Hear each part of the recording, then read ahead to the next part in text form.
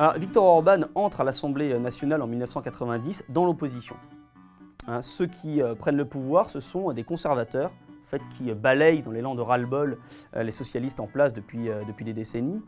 Viktor Orban n'est pas conservateur, parce qu'il est contre la réaction, il appartient à une jeunesse radicalement en fait, opposée aux idoles de l'ancien temps. Ça vaut pour la bourgeoisie réactionnaire du XXe siècle, comme pour les tenants du socialisme.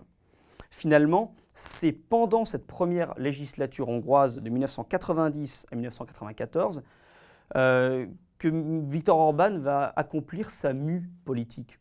Il va se rallier en 1993 à une vision plus nationale-libérale.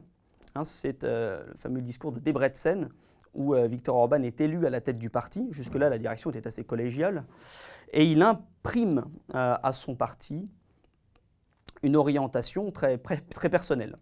Le Fidesz va à ce moment-là se scinder, les tendances libérales vont se séparer de Viktor Orban et il va entamer une traversée du désert. À 30 ans, Viktor Orban, donc en 1993, fait l'expérience de l'hostilité totale des médias. Tant que le Fidesz était dans la trajectoire finalement de ce ralliement au modèle libéral, il avait été ménagé et même célébré par la bien-pensance occidentale en 1994. Suite à cette pression médiatique, le parti retombe à 7%. Et Viktor Orban, de 1994 à 1998, va construire un bloc plutôt conservateur qui intègre toutes les composantes, plus ou moins conservatrices, du spectre politique hongrois. Alors comment Viktor Orban va-t-il insuffler un caractère unitaire à cet ensemble finalement disparate?